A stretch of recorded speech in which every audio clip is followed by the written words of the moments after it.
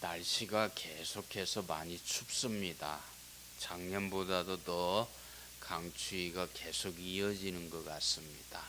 우리가 건강관리 잘 할 수 있기를 바랍니다. 오늘 2월 둘째 성일 그리고 주연절 후 5번째 성일을 맞이해서 주님 전에 나오셔서 하나님께 영과 진리로 예배드리시는 우리 모든 성도님들에게 하나님의 은혜와 축복이 넘치시기를 주님의 이름으로 축복합니다. 여러분, 사람에게 힘이 없으면 정말 자존심이 상할 때가 있어요. 어려운 문제를 해결할 지혜가 부족한 것도 힘이 없는 것입니다. 또 나이가 들어갈수록 힘이 없고 또 기력도 딸리고 또 어려운 가운데 있습니다.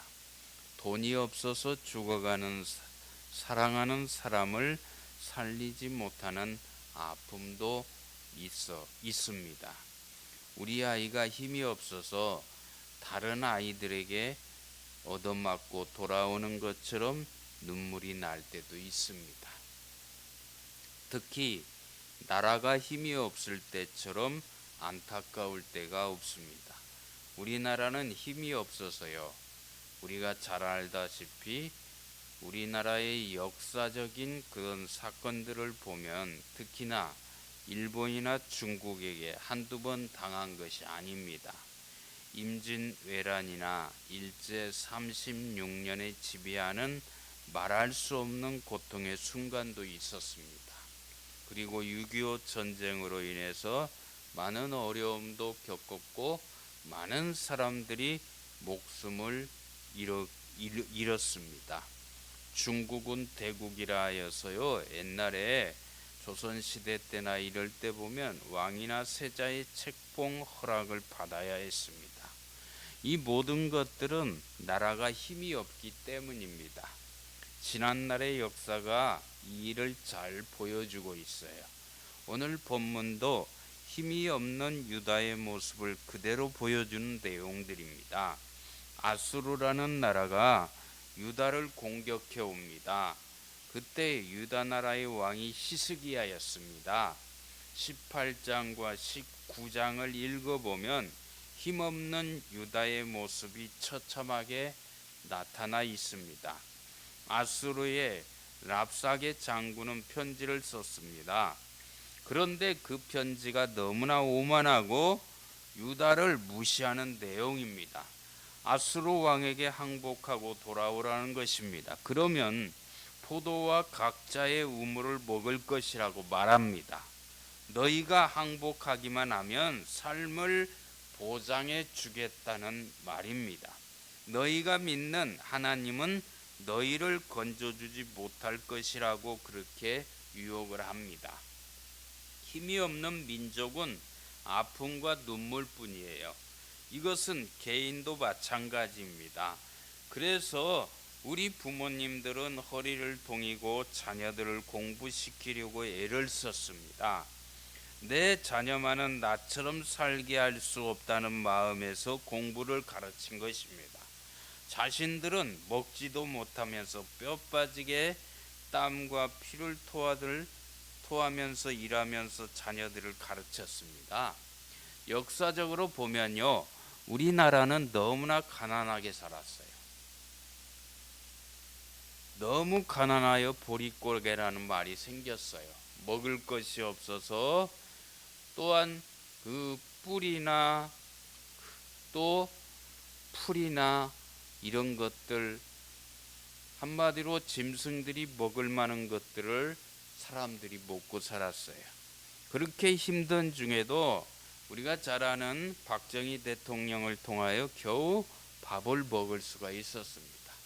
잘 살아보겠다고 새마을 운동을 시작했고 또한 보릿고개를 극복하기 위해서 또 많은 것들을 또 그렇게 곡식들을 생산하게 하고 나라를 경제를 발전시켜서 지금의 우리나라가 세계 강대국 중에 10위권에 들은 경제대국이 되었습니다. 일정한 것을 인정해야 하는데도 잘못한 것만 주장하고 있습니다. 한국 교회 언론사의 말을 인용합니다. 북한이요 ICBM 미사일을 동해상으로 발사하고 위기설이 부상하고 있습니다. 계속해서 미사일을 발사합니다. 한미는 미사일 발사가 북한이 레드라인을 넘은 것으로 보고 있어요. 과거와 다른 대응을 하지 않을 수가 없어요. 그래서 한국은 사드 배치를 앞당겨서 실시했고요. 미국은 북한이 감내하기 힘든 압박 카드를 들었어요. 북한이 이에 반발해서 6차 핵실험을 강행할 경우 미국이 군사를 움직이게 됩니다. 이에 맞서 북한이 무력의 도발의 위기 국면을 맞게 될 것이라는 것입니다. 여러분, 이런 위기설 가짜 뉴스처럼 보이기도 해요. 한국사의 위기설이 언론을 통해 전파되는 마치 메아리 없는 외침처럼 심각하게 반응을 보이는 사람은 없는 것 같습니다. 그리고 또한 위기설을 말하는 사람들조차 정말 위기 앞에 선 사람들 같지 않아요. 이런 이해하기 힘든 상황이 우리 사회의 위기보다 더 무서운 위기인 것입니다. 이런 와중에 우리를 불안하게 하는 일들이 일어나고 있어요. 우리가 문재인 정부 때 대통령인 G20 정상회의를 다녀온 뒤 국무회의 석상에서 북핵 문제에 대해서 참으로 안타까운 발언을 했어요. 우리에게 해결할 힘이 없다. 우리에게 협의할 이끌어낼 힘도 없다.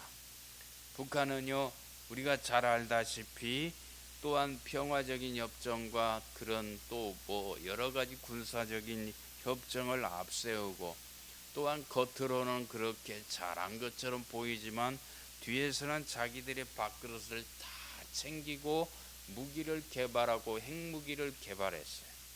여러분, 북한은요 핵무기가 있어요. 우리나라는 핵무기가 없어요. 만들지도 못해요.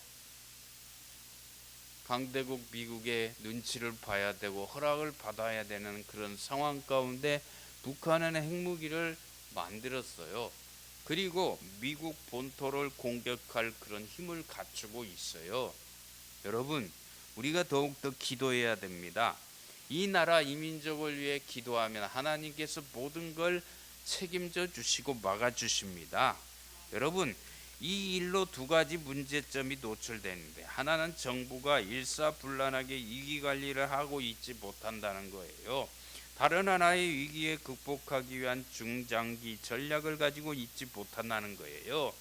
이러한 불안한 모습이 위기보다 더 무서운 위기인 것입니다. 조선일보의 류근일이라는 사람은 칼럼에 이런 글을 남겼어요. 북한 핵을 대화로 풀 수 있다는 것은 미신을 믿는 것이나 마찬가지다. 그동안 정치인들은 북한의 핵무기를 갖지 못할 것이다. 북이 핵을 가져도 대화로 풀 수 있다. 대화가 안 되면 그건 남한 수구 보수의 반대화 때문이다. 라고 이렇게 주장했어요. 북한이 핵이나 미사일을 발사하기 시작했을 무렵 정치 리더들은 이렇게 말해요. 북한 핵을 개발할 정도 없고 개발할 능력도 없다. 그런 유언비어를 퍼뜨리지 마라. 우리 대북 지원금이 핵 개발로 악용된다는 얘기도 터무니없는 것이다. 북한은 체제 안전을 보장받으면 핵 개발을 포기할 것이다. 북한 핵은 방어용이라는 말에 일리가 있다라고 이렇게 말을 합니다.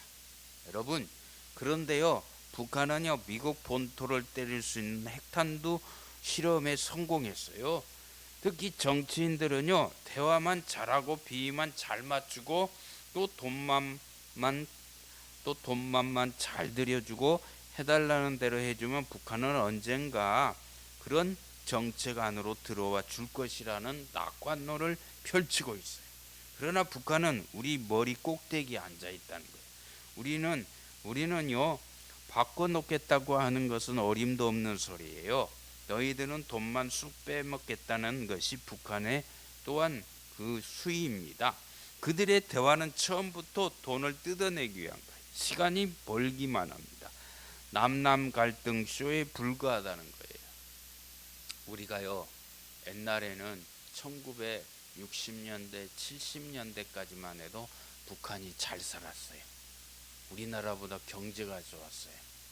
그러나 박정희 대통령이 집권하고 경제개발 5개년 계획을 세우고 고속도로도 되고 또 모든 것 산업화 발전이 되면서 북한을 앞질러 가게 되었어요. 그래서 북한보다도 잘 살게 되어 있습니다. 지금은 그렇지가 않다는 거예요.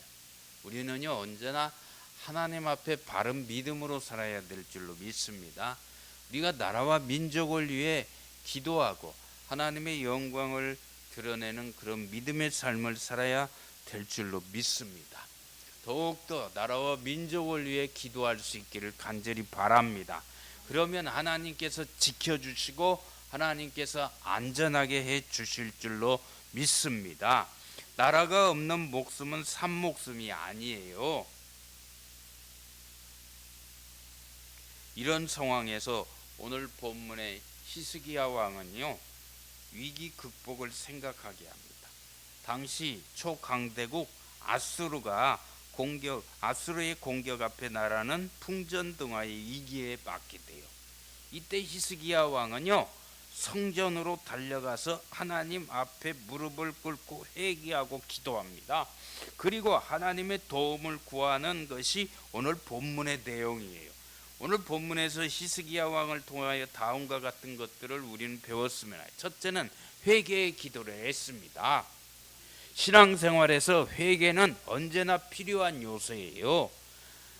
사실 우리의 신앙에서 회개 없는 신앙생활이 문제인 것입니다. 우리는 알게 모르게 하나님 앞에 죄를 지을 때가 있어요. 그러면 회개해야 돼요.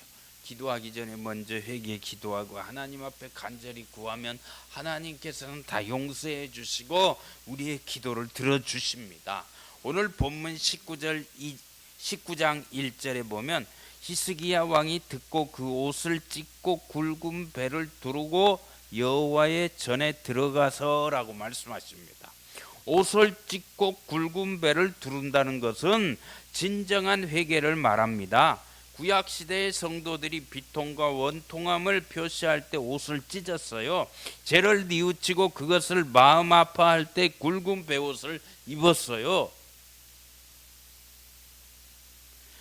오늘 본문 19장 2절에 보면 왕궁의 책임자인 엘리야김과 서기관 셈나와 제사장 중 장로들에게 굵은 배를 둘려서 아모스의 아들 선지자에게 보내매라고 말씀합니다.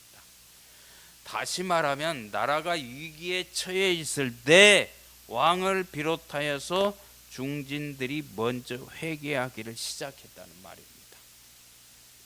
사실 회개는 옷을 이렇게 입는 것만은 아니에요. 요엘 선지자가 말한 대로 옷만 찢지 말고 마음을 찢어야 합니다. 교만과 이선의 옷을 찢어야 합니다. 오늘날 나라가 이렇게 된 것이 누구의 탓이라고 돌리기 전에 내가 기도하지 못한 죄가 큰 거예요. 그러므로 우리 모두 먼저 회개해야 됩니다. 철로 역정을 쓴 존 번연은요, 회개기도는 내 영혼의 방패요, 회개기도는 하나님께 드리는 가장 좋은 제물이요, 회개기도는 사단을 향해 휘두르는 날카로운 채찍이다라고 말했습니다. 기도할 때 먼저 회개기도를 해야 돼요. 정말 하나님의 사람으로 새롭게 나가기 위해 회개하는 사람은 지혜로운 사람인 것입니다. 그러나 회개할 것을 미루는 사람은 어리석은 사람입니다. 우리의 죄악의 본성 가운데 하나가 회개를 변명하거나 미루는 어리석음이 있다는 거예요. 구습을 따르는 옛사람으로 살려는 것입니다. 회개를 미루는 것은 사람의 수수입니다. 사탄은요, 회개하지 말라는 것이 아니라 다음에 하라는 거예요. 그러다 보면 더 깊은 죄의 구렁에 빠지게 되는 거예요. 우리가 회개할 때 즉시 회개해야 돼요.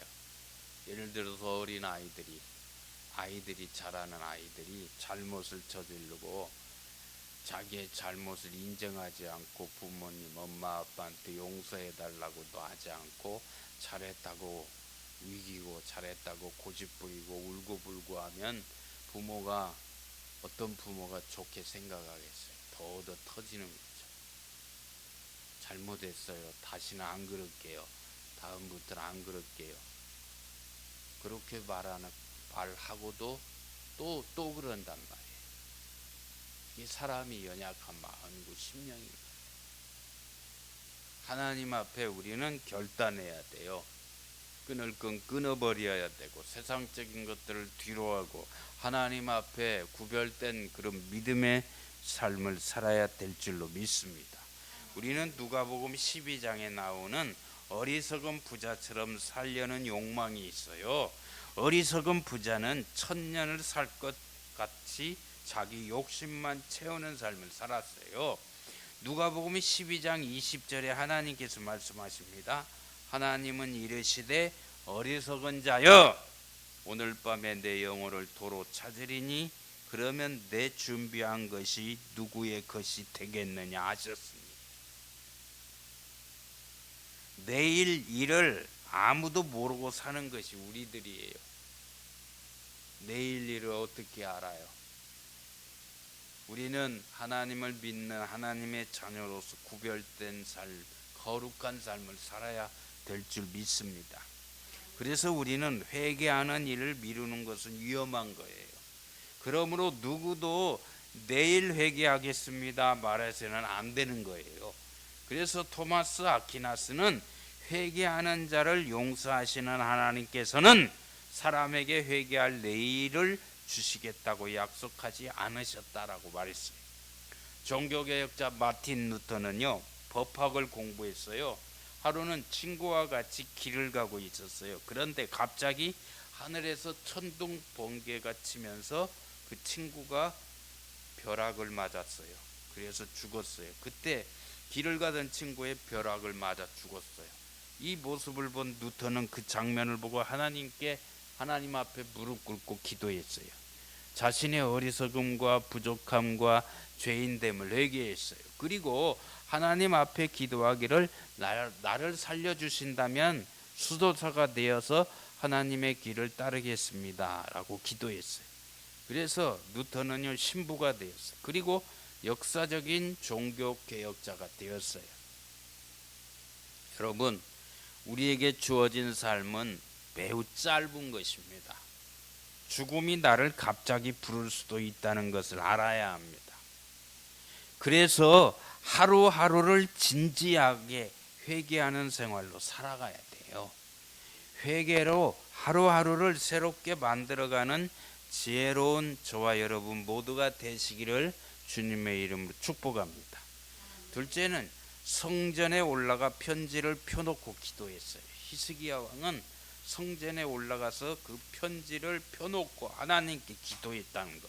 기도는 아무 데서도 할 수가 있습니다. 그러나 정말 중요한 기도는요, 성전에 올라가 기도합니다. 성전은 하나님의 집이기 때문입니다. 오늘 본문 14절에 히스기야가 사자의 손에서 편지를 받아보고 여호와의 성전에 올라가서 히스기야가 그 편지를 여호와 앞에 펴놓고라고 말씀하십니다. 국난이 있을 때 국무회의나 군주의관 회의를 하는 것도 중요하지만 그러나 그것보다도 더 중요한 것이 성전에 올라가서 기도하는 일입니다. 우리가 잘 아는 미국의 노예 해방운동을 했던 노예 해방을 하셨던 아브라함 링컨 대통령은요, 대통령이 저기 전에 남북전쟁을 할 때 항상 먼저 하나님 앞에 기도했다는 겁니다. 그래서 승리하고 남북이 통일되게 만들고 노예 해방을 하게 되고 대통령이 되었어요. 우리는요 항상 하나님 앞에 먼저 기도해야 됩니다. 내가 차를 운전하고 자동차 시동을 걸고 핸들을 붙잡기 전에 먼저 하나님 앞에 기도해야 되는 거예요. 그러면 하나님께서 안전하게 지켜주시는 것입니다.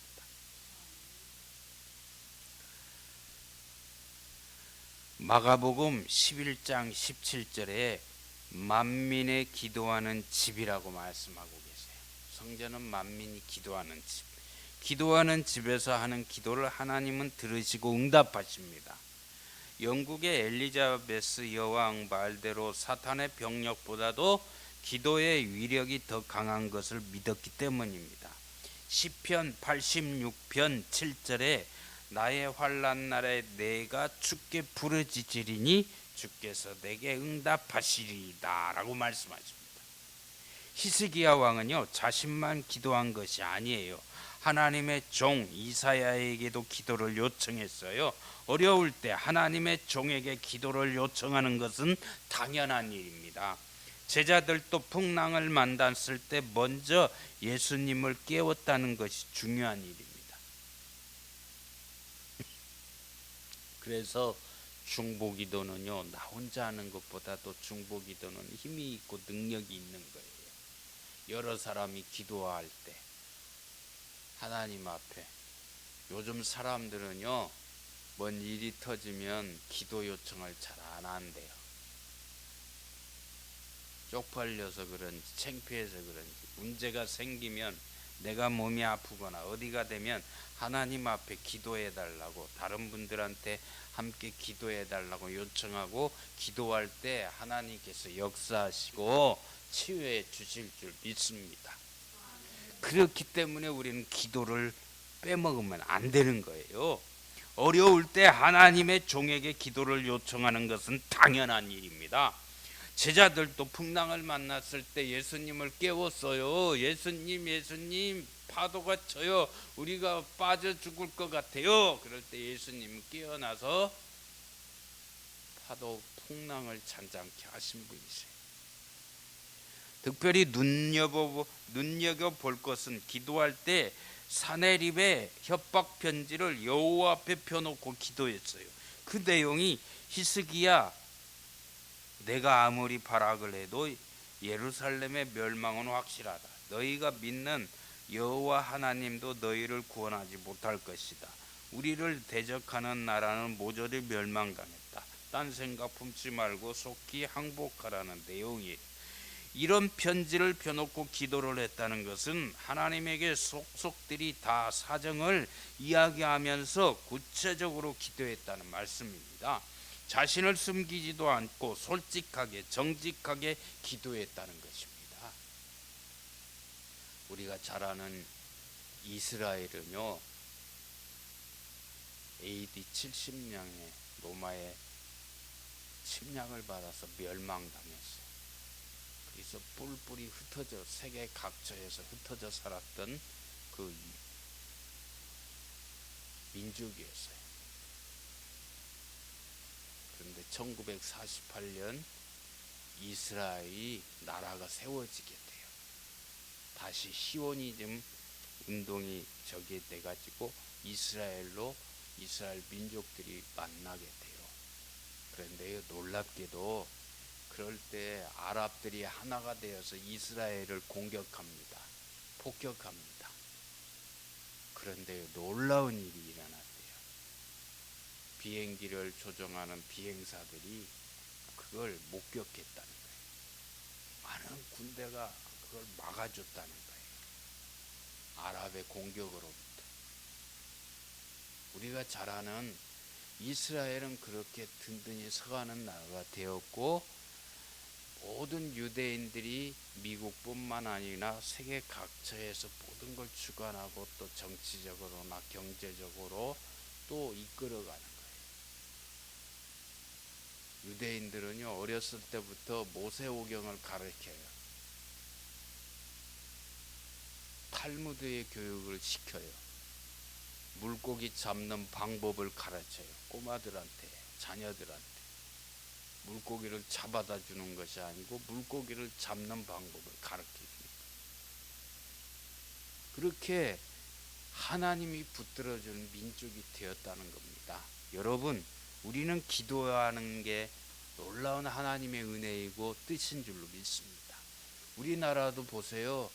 우리나라도 그렇게 많은 분들이 기도하고, 또 일본이 또 그렇게 2차 세계대전 때 우리나라를 또한 그렇게 지배하고 있을 때 일제 속국으로부터 해방되게 해주신 거예요. 미국이 일본 땅 히로시마와 나가사키의 원자폭탄을 투하해서 일본 천황이 항복하게 만들었어요. 그때 우리나라는 1945년 8월 15일 해방이 되었어요. 6.25 때도 마찬가지. 많이 기도했기 때문에 그 북한의 그 공산 정권 또 중공이나 이런 정권으로부터도 지켜주시고 보호해 주셨어요. 하나님은 그런 하나님이신 줄로 믿습니다. 우리가 더욱더 기도하면 하나님은 분명히 들어주시고 역사해 주실 줄 믿습니다. 복음 통일이 이루어져서 저 북한 땅에도 다시 교회가 세워질 날이 올 줄로 믿습니다. 히스기야는 더 구체적으로 기도했어요. 첫째, 귀를 기울여 들으소서 했어요. 사내립의 협박 공갈의 소리를 하나님께서 들으시는 것입니다. 여러분, 애타게 부르는 기도를 들으라는 거예요. 둘째는 눈을 떠서 보시옵소서 했어요. 하나님, 사내립이 보낸 편지가 여기 있습니다. 하나님을 해방한 내용을 눈으로 살펴보시옵소서라는 의미. 셋째, 그의 손에서 구원하옵소서라고 했어요. 히스기야의 이 믿음의 말입니다. 힘이 막강한 사내림의 군대를 쳐부수는 일은 하나님만이 하실 수가 있었습니다. 이 사람들은 할 수 없다는 거예요. 불가능한 걸 가능케 하시는 하나님이세요. 무에서 유를 창조하신 하나님이세요. 말씀으로 모든 걸 창조하신 하나님이세요. 아멘. 그런 하나님 앞에 우리는 기도해야 돼요. 기도는 믿음으로 해야 됩니다. 아멘. 믿음은 조금만 의심하지 않고 믿고 구하는 것은 다 들어주신다고 약속하셨어요.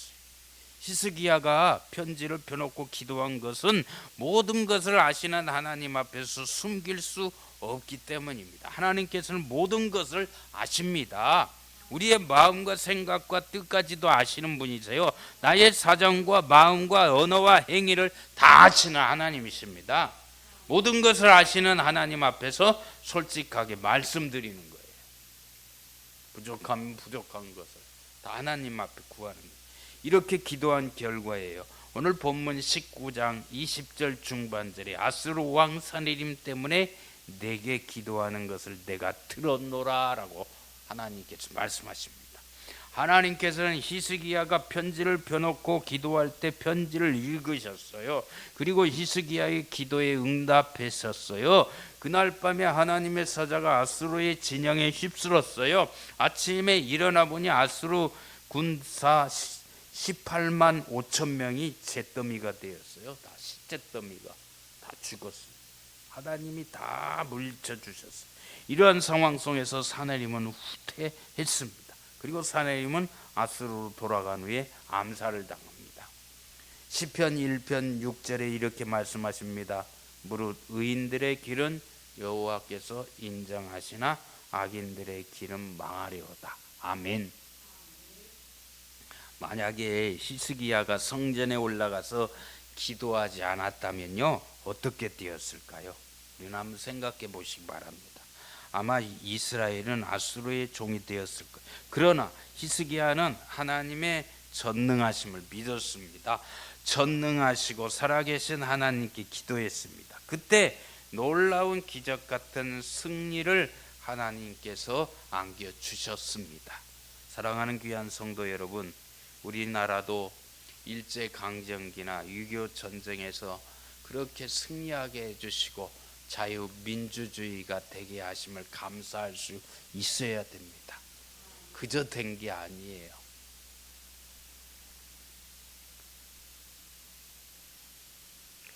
우리나라는요, 하나님이 지켜주셨습니다.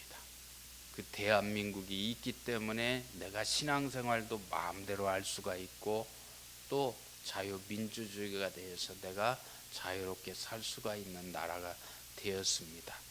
사랑하는 귀한 성도 여러분, 우리는 더욱더 나라와 민족을 위해서 기도할 수 있기를 간절히 바랍니다. 전능하시고 살아계신 하나님, 오늘 우리나라의 형편을 보시옵소서라고 기도할 수 있기를 바랍니다. 그래서 저와 여러분 모두 나라와 민족을 위해, 세계 평화를 위해, 또 한국 교회를 위해서 간절히 기도할 수 있는 저와 여러분 모두가 되시기를 예수님의 이름으로 축원을 드립니다. 아멘.